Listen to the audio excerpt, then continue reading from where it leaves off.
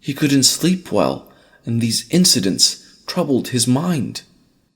When he told this to his wife, she reassured her husband by saying, "Those dreams would bring you no harm." One night, as usual, Prophet Muhammad ﷺ was spending the night at Mount Hira, pondering over the purpose of his life. That night, while he was alone and praying, the Prophet suddenly saw a bright light in the form of a man. That angel slowly approached him and commanded, "Read." The Prophet was never schooled, so he did not know how to read. He replied honestly by saying, "I can't read." The angel spread his arms around the Prophet and held him tightly. He then commanded the Prophet to read. But how could the Prophet read when he was not taught the letters? So he gave the angel the same answer. The angel then squeezed the Prophet so tight he was unable to breathe. Then he commanded, "Read." The Prophet was in pain now, and he was suffering. He struggled and asked the being, "What should I read?" The angel then squeezed the Prophet so hard that he thought he would faint, and he said, "Read in the name of your Lord and Cherisher, who created man out of a clot of congealed blood. Read, and your Lord is the most generous, who has taught, writing by the pen, taught man which he knew not." The Prophet then repeated the words with a trembling heart. Before leaving, the angel said, "I am the angel Gabriel, and you are Muhammad, the messenger of God." The Prophet was stunned by this experience and somehow managed to reach home. As soon as he entered his house, he said to his wife, "Wrap me up, wrap me up." He was trembling as he said this, and she wrapped him up in a towel until his fear was gone. He explained to his wife what had happened. When he finished, he asked her if she thought he had gone mad. "Allah forbid," she replied. "He will surely not let such a thing happen, for you speak the truth. You are faithful in trust. You assist your fellow men." Then she went to her cousin, Waraqah ibn Nawfal, who was old and blind, but he knew the scriptures quite well. He had translated them into Arabic. When she told him about what had happened to her husband, he cried out, "Holy, holy! This is the Holy Spirit that came to Moses. He will be the prophet for his people. Tell him and ask him to be brave at heart." The Prophet continued to receive revelations for the remainder of his life. It was memorized and written down by his companions on sheepskins. The Prophet knew that the people had to hear the message from God. So he started preaching to the people what God told him. For the first few years of his mission, the Prophet preached to his family and close friends. The first woman to convert was his wife Khadija radiallahu anha. The first child to convert was his first cousin Ali. And the first bondsman was his servant Zayd. His old friend Abu Bakr was the first adult free male to convert. Many years later, the Prophet said this about him: "I have never called anyone to Islam who was not at first hesitant, except Abu Bakr." Later, the Prophet received the command to preach openly. Day after day, Prophet Muhammad worked hard in spreading the message of God to as many people as possible. The Prophet explained the foolishness behind idol worship and taught them the importance of the Holy Quran. There were different clans in Mecca at the time, and one of the strongest were the Qurayshis. The people belonging to that clan never saw the Prophet as a serious threat. They ignored him, thinking he was just a single man. But as time passed by, They saw the Prophet was getting more and more followers, and they now thought of him as a serious threat. Prophet Muhammad continued preaching to his people day and night. He traveled to distant lands, far away villages, spreading the message of the Quran. As a result, many people got convinced and stopped worshipping the idols and converted to Islam. Prophet Muhammad was very kind towards everyone, especially the poor. He treated everyone, young and old, poor and rich, with kindness and respect. There lived an old woman in the city who was a disbeliever.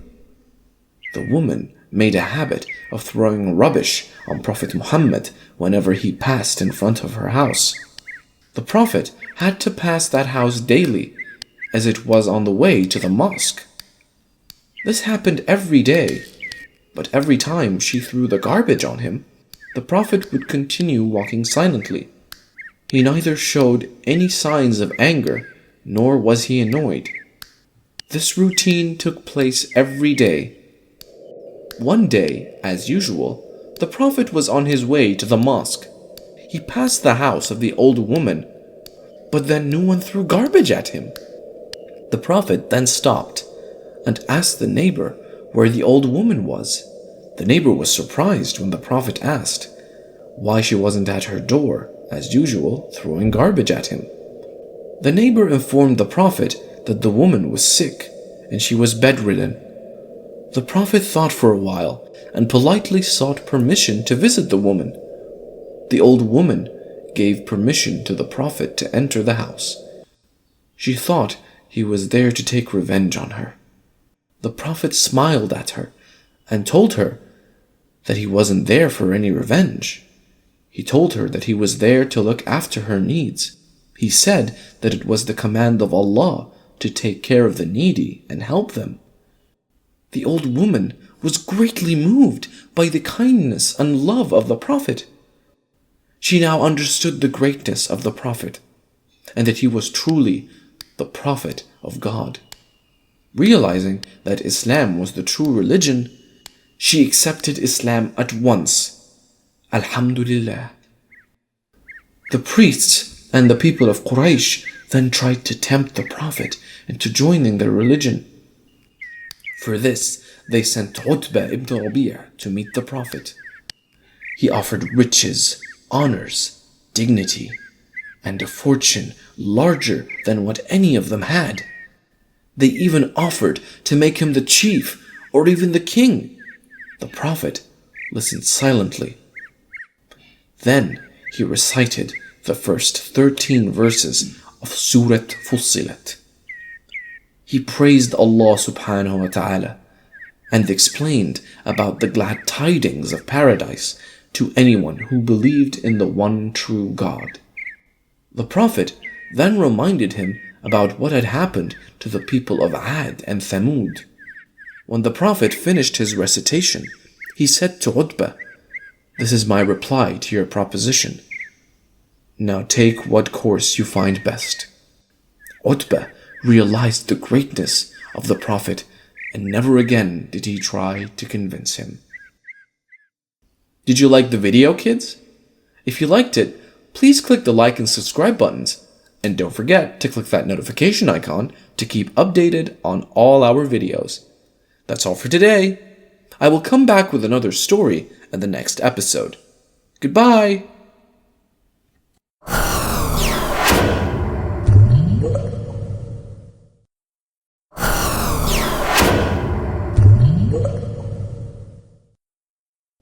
As-salamu Alaykum. Hello, kids. How are you today? Are you ready for the next story? Insha'Allah, today I am going to tell you the story of the Enlightenment of Prophet Muhammad sallallahu alayhi wasallam. Are you ready, children? Now listen carefully. Bismillah. The Enlightenment of Prophet Muhammad sallallahu alayhi wasallam. For the last several weeks, the Prophet was having strange dreams, visions, and voices while he was asleep. He couldn't sleep well, and these incidents troubled his mind. When he told this to his wife, she reassured her husband by saying, "Those dreams would bring you no harm." One night, as usual, Prophet Muhammad was spending the night at Mount Hira, pondering over the purpose of his life. That night, while he was alone and praying, the Prophet suddenly saw a bright light in the form of a man. That angel slowly approached him and commanded, "Read." The Prophet was never schooled, so he did not know how to read. He replied honestly by saying, "I can't read." The angel spread his arms around the Prophet and held him tightly. He then commanded the Prophet to read. But how could the Prophet read when he was not taught the letters? So he gave the angel the same answer. The angel then squeezed the Prophet so tight he was unable to breathe. Then he commanded, "Read." The Prophet was in pain now, and he was suffering. He struggled and asked the being, "What should I read?"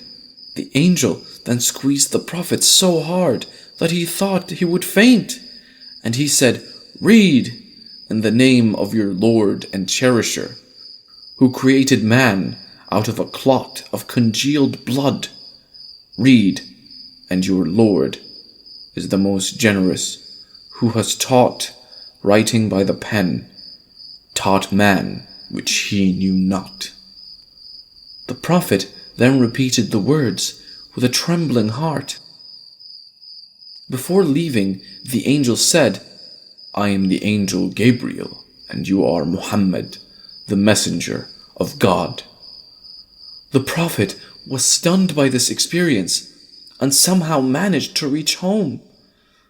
As soon as he entered his house, he said to his wife, "Wrap me up, wrap me up." He was trembling as he said this, and she wrapped him up in a towel until his fear was gone. He explained to his wife what had happened. When he finished, he asked her if she thought he had gone mad. "Allah forbid," she replied. "He will surely not let such a thing happen, for you speak the truth. You are faithful and trust. You assist your fellow men." Then she went to her cousin, ibn Nawfal, who was old and blind, but he knew the scriptures quite well. He had translated them into Arabic. When she told him about what had happened to her husband, he cried out, "Holy, holy! This is the Holy Spirit that came to Moses. He will be the prophet for his people. Tell him and ask him to be brave at heart." The Prophet continued to receive revelations for the remainder of his life. It was memorized and written down by his companions on sheepskins. The Prophet knew that the people had to hear the message from God. So he started preaching to the people what God told him. For the first few years of his mission, the Prophet preached to his family and close friends. The first woman to convert was his wife Khadija radiallahu anha. The first child to convert was his first cousin Ali. And the first bondsman was his servant Zayd. His old friend Abu Bakr was the first adult free male to convert. Many years later, the Prophet said this about him: "I have never called anyone to Islam who was not at first hesitant, except Abu Bakr." Later, the Prophet received the command to preach openly. Day after day, Prophet Muhammad worked hard in spreading the message of God to as many people as possible. The Prophet explained the foolishness behind idol worship and taught them the importance of the Holy Quran. There were different clans in Mecca at the time, and one of the strongest were the Qurayshis. The people belonging to that clan never saw the Prophet as a serious threat. They ignored him, thinking he was just a single man. But as time passed by, they saw the Prophet was getting more and more followers, and they now thought of him as a serious threat. Prophet Muhammad continued preaching to his people day and night. He traveled to distant lands, far away villages, spreading the message of the Quran. As a result, many people got convinced and stopped worshipping the idols and converted to Islam. Prophet Muhammad was very kind towards everyone, especially the poor. He treated everyone, young and old, poor and rich, with kindness and respect. There lived an old woman in the city who was a disbeliever. The woman made a habit of throwing rubbish on Prophet Muhammad whenever he passed in front of her house. The Prophet had to pass that house daily, as it was on the way to the mosque. This happened every day, but every time she threw the garbage on him, the Prophet would continue walking silently. He neither showed any signs of anger, nor was he annoyed. This routine took place every day. One day, as usual, the Prophet was on his way to the mosque. He passed the house of the old woman, but then no one threw garbage at him. The Prophet then stopped and asked the neighbor where the old woman was. The neighbor was surprised when the Prophet asked why she wasn't at her door, as usual, throwing garbage at him. The neighbor informed the Prophet that the woman was sick and she was bedridden. The Prophet thought for a while and politely sought permission to visit the woman. The old woman gave permission to the Prophet to enter the house. She thought he was there to take revenge on her. The Prophet smiled at her and told her that he wasn't there for any revenge. He told her that he was there to look after her needs. He said that it was the command of Allah to take care of the needy and help them. The old woman was greatly moved by the kindness and love of the Prophet. She now understood the greatness of the Prophet and that he was truly the Prophet of God. Realizing that Islam was the true religion, she accepted Islam at once. Alhamdulillah.